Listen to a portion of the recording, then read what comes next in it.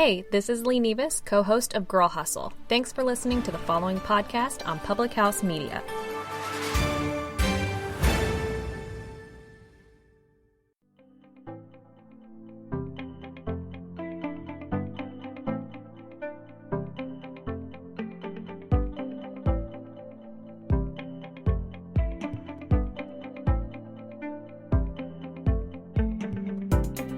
Hello everybody, it's NoFIlterFriday on Public House Media, and things have happened this week. It's really, really exciting. So I'm going to take a hot second to share the show, and you should too. I think I have to do it from my phone though. So annoying, so annoying. I used to be able to just like sit here and share the show like from like the page that I was using, but not anymore. How times have changed. How times have changed. Yay, Rachel C. Yay, sound. Okay, this sounds good. You know what? I'm really, David. I am digging this new, like, single headphone microphone setup. I'm really stoked about it. I think it's working out great because I don't have to, like, clip it in, and it sits at a really good height, I think. Hello, people coming in. If you're coming in, can you leave a comment so I can see who it is? And I can say hello to you, because it's not fun. It's not fun unless the homie, if the homies can't have none. Anyway, so we're gonna talk about Meghan and Harry and Prince Andrew for a real hot second, because do not think for even the hottest of minutes that is not related, because it totally, totally is. And then we will get into the Weinstein trial, because they're officially like, they're really cooking as goose. Hello, people coming in. Leave me a comment so I know who you are. That's why I do. Oh, hello, Erin. What are you doing with yourself? Leave me a comment so I know what you're doing. And Alexa. Oh, Alexa, I think I sent you a thing on Voyage LA last night. You may or may not have gotten it. I don't know. But I saw your new Instagram account. So we're vibing. Okay. So let's just talk about Meghan and Harry real fast. As of this week, I think, Meghan and Harry are now like kicking it in Canada. They have a house on an island, which is super cool. I didn't get it. That's fine. I'm sure Voyage LA will send it to you in due time. New Cronus album 424. I'm chilling and skateboarding. When are you not? So they have decided, and Mom updates me Canada. Hilarious. Okay, so Meghan and Harry have decided to renounce their titles, and they're going to go be financially independent, and they're going to go kick it in Canada for the foreseeable future. And the press was like, oh my God, the Queen had no idea. She had no clue what was going on. Yet again, the press expects us to believe this madness. Like, seriously? No. Don't believe that for the hottest second. This has been a long time coming. She's the Queen. Do you think she doesn't know what's going on in her own kingdom? Like, seriously, stop it. This was all planned. Let's not pretend that it wasn't. So Prince Andrew gets outed a little before Christmas, basically. Meghan and Harry don't go to Christmas up with that what is that castle? It's Shadringham or some other bizarre British name. Or is it Holyrood House that she stays at for Christmas? No, I think it's Sandringham. Prince Andrew gets kicked out, and then Meghan and Harry don't show up for Christmas because Meghan and Archie were kicking it in Canada. These are not coincidences. So around this big brouhaha around Prince Andrew and Jeff Epstein, and how there is a living, breathing girl that was like, oh yeah, Prince Andrew, sucked on my toes and raped me on the regular with the help of Jeffrey Epstein and Ghislaine Maxwell and On his island, on his plane, on his here, on his there, all that. All of that. Hello, people. I see the numbers going up. Can you please leave me a comment so I know who you are? I want to talk to you. I do this show live for a reason. Do you know how much more easy it would be if I just pre-recorded the show? John Dahlberg. Oh my God. Blast from the past, buddy.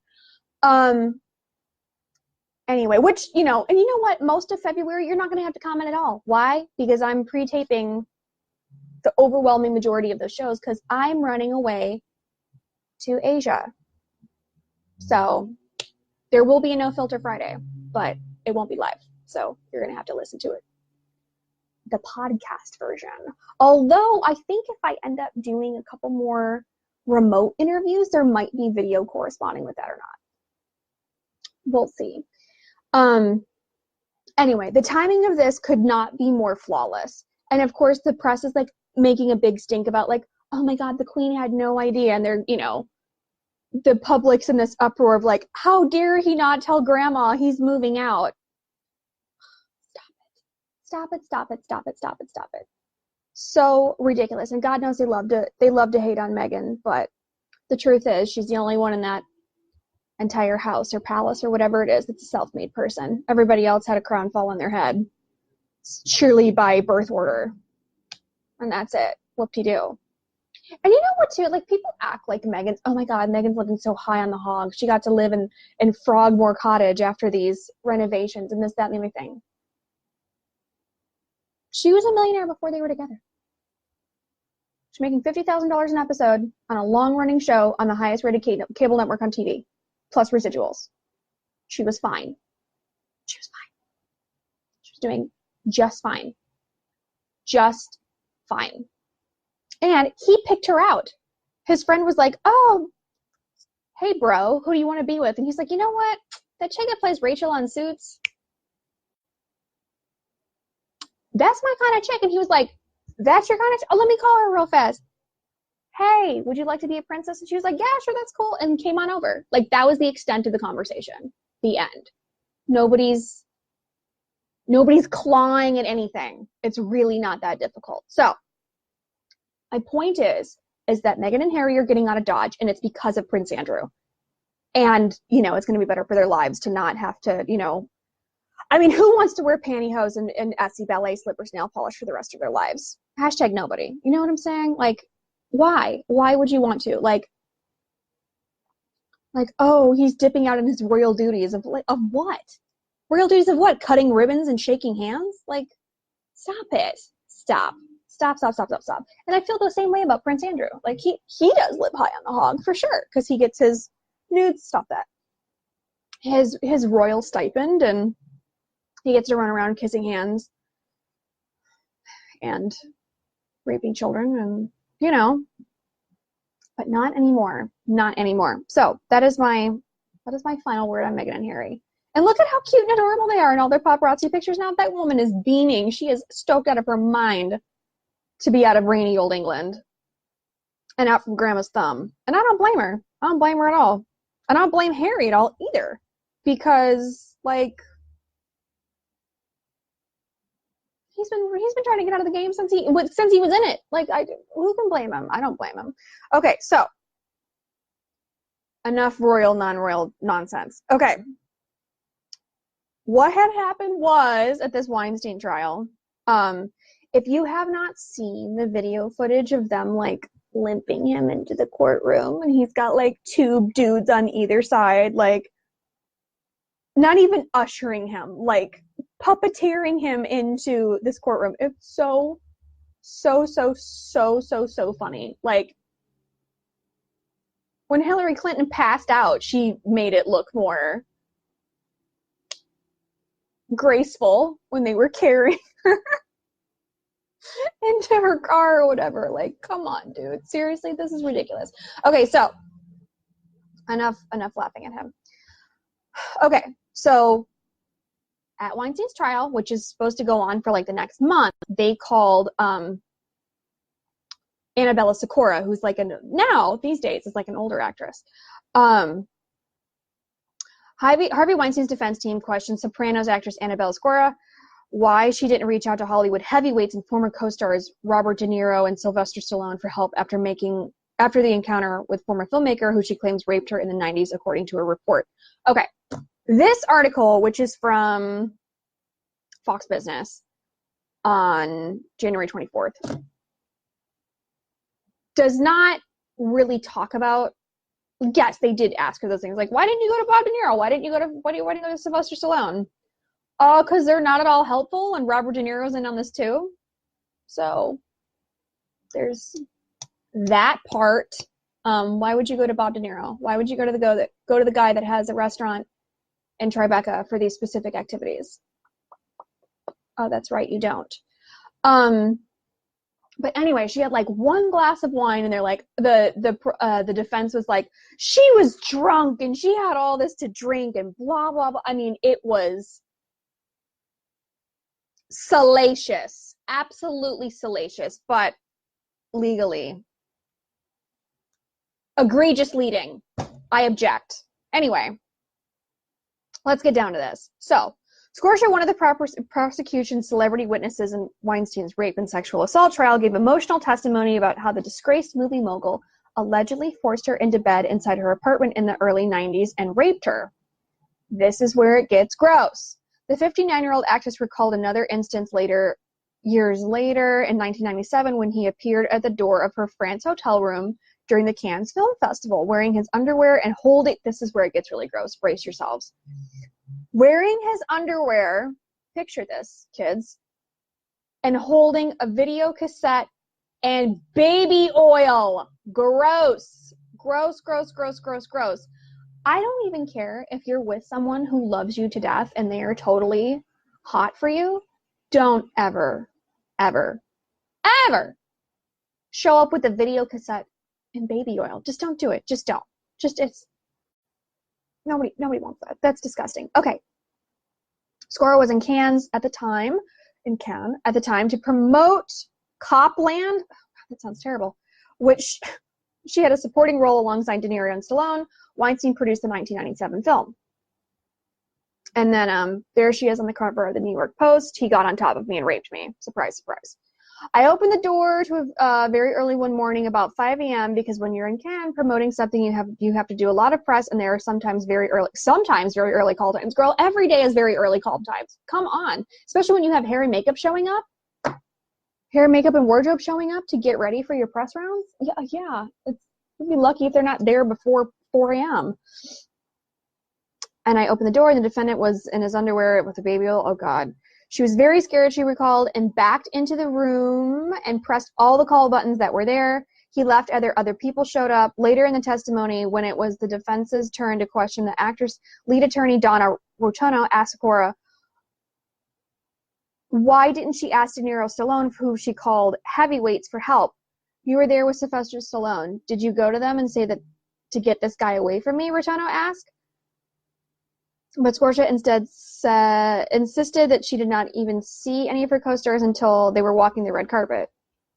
100% normal. Who's to say that they were even staying in the hotel? She had a supporting role. I highly doubt she was staying in the Hotel du Cap. I highly, highly, highly doubt it. Maybe the Majestic. But 90s Stallone, 90s De Niro, they were staying at the Hotel du Cap down in Antibes. There's no other way that they weren't. It doesn't expressly state that, but as somebody who is a Cannes diehard,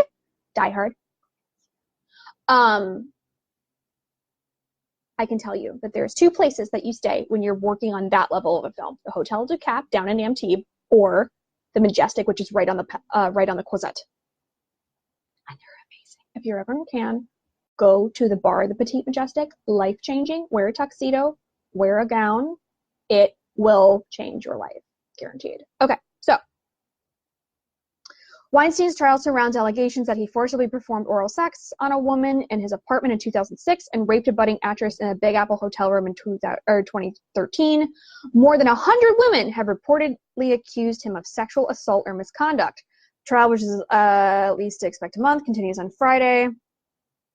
Surprise, surprise, Stallone's reps did not respond to Fox Business' request for comment, and they're not going to, and neither is Bob De Niro. They're going to be tight-lipped from here on out. I can guarantee you that. So they're going to keep calling these witnesses in these trials for testimony, and they're going to get cross-examined. They're going to do all of that. And I think that there's a lot to be said about the cross-examination in this particular case. And then the cross-examination that's going to have to go on in Los Angeles once we get done with this New York nonsense is going to be just Looney Tunes, because like the court in New York is like, you know, this is a circus as it is. There's a flash mob outside. There's people protesting this and the other thing. Gigi Hadid was going to be a juror. I mean, it was wild, but that court in Lower Manhattan is not Stanley Mosque, and it is going to be wild. It's going to be crazy down there. So I can only imagine how this is going to go. I can only imagine. Oh, wait, but it's criminal, though. Maybe it'll be at the district attorney's office in LA. We shall see. We shall see. Oh, the traffic down there is going to be insane. It's going to be nuts. But there's so many, I feel, in my personal opinion, I think there's so many more people that Harvey Weinstein has assaulted or raped or did God knows what to in LA than New York. I think, anyway. Christina, thanks for coming in, babes. So we'll see. We'll see. We'll see who's what, you know, the age-old East Coast, West Coast battle of the 90s rages on. We'll see who gets crazier. But I have a feeling that they're going to dig up way more ladies, women in Los Angeles than they did in New York. Because there's just more here. There just is. So we'll see how this goes. And we'll see if New York is a little bit more no nonsense. So they're probably a little bit more straight to the point. But the West Coast is wild. And I have a feeling that like these cross-examination and like defense questions of like, she had a lot to drink and what was she wearing? And, you know, all those classic cliche things that you hear like in this situation. I don't know if that's going to fly in LA. I'd be really, really curious to see. I mean, we'll find out, like we'll know like once this starts happening, but it's going to be nuts. And like, you know, there's so much more space in downtown LA, like surrounding these places, surrounding like the courthouse and the, you know, the DA's office and all that stuff. So like, it's going to be blocks and blocks and blocks of this madness. Are you kidding? Like, and there's so many people around, so many ladies around that they haven't talked to anybody. Like they'll probably like the spectator aspect of this trial. That's when they're done with this New York fiasco. Once they get to the LA side of this, is going to be wild. For as crazy as the New York one is, LA is going to be crazier. I can guarantee it. I can absolutely guarantee it. And like most of the people that worked at Miramax, that worked at Netflix, or not, worked at the Weinstein Company, worked at where else? Dimension. They're all still here for the most part. So not only do you have like the New York offices for those production companies were like this big in comparison to what they are here. Like, I don't know that Miramax is still in the big office space over on Cloverfield, but like